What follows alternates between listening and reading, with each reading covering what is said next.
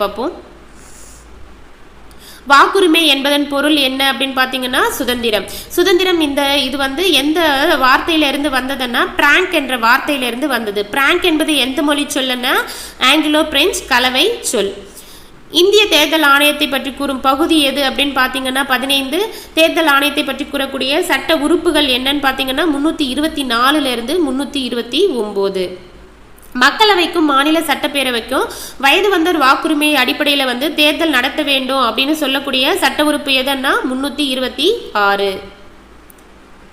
So இந்திய அரசமைப்பில் தேர்தல்கள் பற்றி எந்த பகுதியில் குறிப்பிட்டிருக்காங்க 15. பண்டைய காலத்தில் வந்து யார் யார் வந்து தேர்தல் மூலமா தேர்வு செய்யப்பட்டிருக்காங்கன்னா ஏத்தன்ஸ் ரோமபுரி ஆகியவற்றிலையும் போப்பாண்டவர் மற்றும் ரோமானிய பேரரசர்கள் வந்து தேர்தல்கள் மூலமா தேர்வு செய்யப்பட்டிருக்காங்க. பிரதிநிதித்துவம் மக்களாட்சியில் வந்து எது வந்து ரொம்ப முக்கியம்? தேர்தல்கள் வந்து ரொம்ப முக்கியமானதாக வந்து கருதப்படுது. ஸோ முதலின் நிலையை கடந்து செல்லுதல், இது வந்து முதல் நிலையை கடந்து செல்லுதல் வந்து எங்கே காணப்பட்டதுன்னா இங்கிலாந்தில் வந்து காணப்பட்டது. இந்தியாவிலும் வந்து இது இருக்குது அப்படின்னு சொல்லியிருக்காங்க. எக்ஸாம்பிளுக்கு வந்து நிறைய நாடுகள் கொடுத்துருக்காங்க.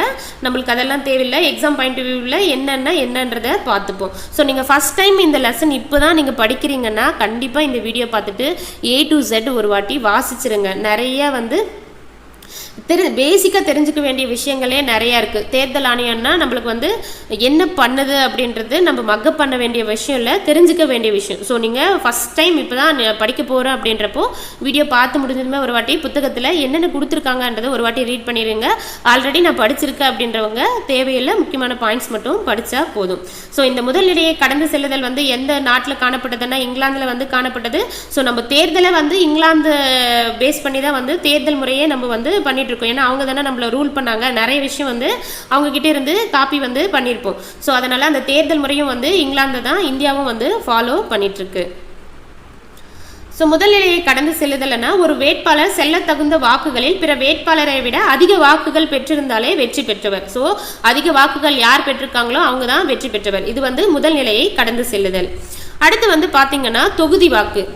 தொகுதி வாக்கு அப்படின்னு பார்த்தீங்கன்னா பொதுவாக கட்சிகளை காட்டிலும் வேட்பாளருக்கே மக்கள் வந்து வாக்களித்தாலும் பெரும்பாலான முறைகளில் மக்கள் தங்களின், அதாவது தொகுதி வாக்கில் வந்து கட்சியை வந்து மக்கள் வந்து பொருட்படுத்த மாட்டாங்க. வேட்பாளரை பார்த்து மக்களுடைய விருப்பத்துக்கு தகுந்தவாறு வாக்களிப்பாங்க. இது வந்து தொகுதி வாக்கு. அடுத்து வந்து பார்த்தீங்கன்னா கட்சி தொகுதி வாக்கு. இது வந்து கட்சி எந்த கட்சியை சேர்ந்த வேட்பாளர் வந்து இருக்கிறாங்கன்றது கட்சியை பார்த்து வந்து ஓட் பண்ணுவாங்க. இதில் வந்து சிறுபான்மையினர் பிரதிநிதித்துவம் கட்சி தொகுதி வாக்குல வந்து பார்த்தீங்கன்னா சிறுபான்மையினரின் பிரதிநிதித்துவம் பெரும் வகையில் கலவையாக அமைந்துள்ளது. இது வந்து சமநிலையான இன அடிப்படை பிரதிநிதித்துவத்திற்கு உதவுகிறது அப்படின்லாம் கொடுத்துருக்காங்க. நீங்கள் தெரிஞ்சுக்க வேண்டியது கட்சி தொகுதியாகனா வேட்பாளரை விட எந்த கட்சி வரணுன்றதுக்கு முக்கியத்துவம் கொடுத்து ஓட் பண்ணுவாங்கன்றதை தெரிஞ்சுக்கோங்க. அடுத்து வந்து பார்த்தீங்கன்னா மாற்று வாக்கு. மாற்று வாக்குன்னா வாக்காளர் தமது வாக்குச்சீட்டில் உள்ள எண்ணை பயன்படுத்தி தமது முன்னுரிமையை வந்து குறிப்பிடுவாங்க. ஸோ இந்த மாற்று வாக்கு முறை வந்து குடியரசுத் தலைவர், துணை குடியரசுத் தலைவர் தேர்தலெல்லாம் பயன்படுத்துவோம். 1 2 3 ரேங்க் பண்ணி யார் வந்து யாருக்கு ஃபர்ஸ்ட் ப்ரிஃபரன்ஸ் கொடுக்குறாங்களோ அது. அடுத்து வந்து பார்த்தீங்கன்னா இரு சுற்று முறை. இதில் வந்து முதல் சுற்றில் எக்கட்சி அல்லது வேட்பாளருக்கு அறுதி பெரும்பான்மை. அறுதி பெரும்பான்மைன்னா 50% மேலே 1% பெற்றிருந்தாங்கன்னா முதல் சுற்றுல அவங்கள வெற்றி பெற்றதா அறிவிப்பாங்க. பெறாத நிலையில் சப்போஸ் அவங்க 50% மேலே 1% எக்ஸ்ட்ரா பெறாத நிலையில் இரண்டாவது சுற்று தேர்தல் வந்து நடைபெறும். அந்த இரண்டாவது சுற்று தேர்தல் வந்து பார்த்தீங்கன்னா 1 வாரம் அல்லது 15 நாட்கள் இடைவெளியில் இரு சுற்றுகளாக நடைபெறுகிறது அப்படின்னு சொல்லியிருக்காங்க. ஸோ இது வரைக்கும் ஒரு வாட்டி ரீகேப் மட்டும் பார்ப்போம்.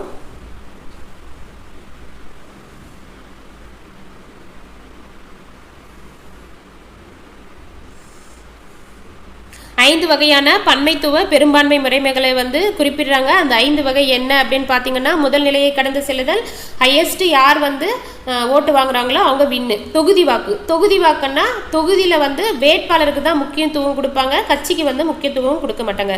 கட்சி தொகுதி வாக்கு வந்து கட்சியை தான் பார்ப்பாங்க, வேட்பாளரை வந்து அவர் என்ன பண்ணுவாருன்றதை பார்க்க மாட்டாங்க. மாற்று வாக்கு வந்து ஒற்றை மாற்று விகிதம் ரேங்கிங் கொடுத்து முன்னுரிமை கொடுத்து ஓட் பண்ணுறது. இரு சுற்று முறை என்ன மெஜாரிட்டி 50% மேலே வந்து அவங்க வந்து மெஜாரிட்டி பெறாத பட்சத்தில் இரண்டாவது சுற்று வந்து ஓட்டிங் வந்து நடைபெறும். அது வந்து 7 நாள் அல்லது 15 நாளுக்குள்ள நடைபெறும். இதுதான் வந்து இரு சுற்றுமுறை. தேர்தல் தொடர்பான புள்ளி விவரங்கள் மற்றும் முடிவுகளை வந்து கற்றறியத என்ன சொல்லுவோம்னா தேர்தலியல் அப்படின்னு குறிப்பிடுவோம். ஸோ இந்த பேஜ் மட்டும் ஒரு வாட்டி ரீகேப் பார்ப்போம். இடைத்தேர்தல் அப்படின்னா என்னன்னு பார்த்தீங்கன்னா, சில நேரங்களில் ஒரு தொகுதியில் இருக்கிற உறுப்பினர் வந்து மரணம் அல்லது பதவி விலகலால் ஏற்படும் காலி இடத்தை நிரப்ப தேர்தல் வந்து நடைபெறது தான் வந்து இடைத்தேர்தல். தமிழகத்திலிருந்து மக்களவைக்கு வந்து எத்தனை உறுப்பினர்கள் தேர்ந்தெடுத்து அனுப்பப்படுறாங்கன்னா 39. நமது நாட்டில் வந்து இடம் சார்ந்த பிரதிநிதித்துவ முறையை வந்து பின்பற்றுறோம். மக்களவை தேர்தலுக்காக நமது நாடு எத்தனை தொகுதிகளாக வந்து பிரிச்சிருக்காங்கன்னா 543. நமது நாட்டில் ஒவ்வொரு வாக்கிற்கும் ஒரு சாதாரண குடிமகனிலிருந்து பிரதமர் அல்லது குடியரசுத் தலைவர் அளிக்கக்கூடிய வாக்கிற்கும் வந்து சம மதிப்பு தான் இருக்குது. இது வந்து மக்களாட்சியிலான தேர்தலில் இயல்புகளில் ஒன்றாக வந்து கருதுகிறாங்க. அடுத்து வந்து பார்த்தீங்கன்னா தொகுதி. ஸோ இந்த பேஜ் மட்டும் ரீகேப் பார்ப்போம். முதல் வரையறை ஆணைய சட்டம் எப்போது அப்படின்னு பார்த்தீங்கன்னா 1952. இரண்டாவது வரையறை ஆணைய சட்டம் 1963. மூன்றாவது வரையறை ஆணைய சட்டம் 1973. நான்காவது வரையறை ஆணைய சட்டம் 2002. வாக்காளர் பட்டியல் அப்படின்னு எதை சொல்லுவோம்னா தகுதி வாய்ந்த வாக்காளர்களுடைய பட்டியல் தான் வந்து பார்த்தீங்கன்னா வாக்காளர் பட்டியல். பஞ்சாயத்து தேர்தலில் பெண்களுக்கு எவ்வளோ இடஒதுக்கீடு கொடுக்குறாங்கன்னா 1/3 இடஒதுக்கீடு வந்து கொடுக்குறாங்க. ஸோ இந்த பேஜ் மட்டும் ரீகேப் பார்ப்போம். ஸோ வாக்காளருடைய பட்டியல் வந்து எத்தனை வருஷத்துக்கு ஒரு வாட்டி திருத்தி அமைப்பாங்க அப்படின்னு பார்த்தீங்கன்னா 5 வருஷத்துக்கு ஒரு வாட்டி வந்து திருத்தி அமைப்பாங்க. ரீகேப் மட்டும் பார்ப்போம்.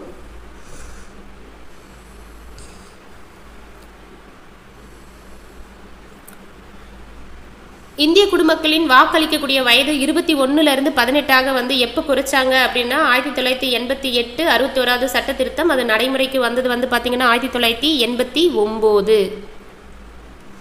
கட்சியின் நியமன சீட்டு அப்படின்னு எதை அழைப்பாங்கன்னா கட்சியின் வேட்பாளர் நியமிக்கிறத தான் வந்து பார்த்தீங்கன்னா, அதாவது கட்சியினுடைய வேட்பாளரை நியமனம் பண்ணுறது தான் வந்து கட்சியின் நியமன சீட்டு அப்படின்னு அழைக்கிறாங்க. மக்கள் பிரதிநிதித்துவ சட்டம் வந்து பார்த்தீங்கன்னா 1950 மற்றும் 51. அடுத்து வந்து மக்கள் பிரதிநிதித்துவ சட்டம் வந்து 1966. வரையறை ஆணைய சட்டங்கள் 1962 மற்றும் 1972. வரையறை ஆணைய சட்டங்கள் இல்லை தொகுதி வரையறை ஆணைய சட்டங்கள் அப்படின்ட்டு குறிப்பிடலாம்.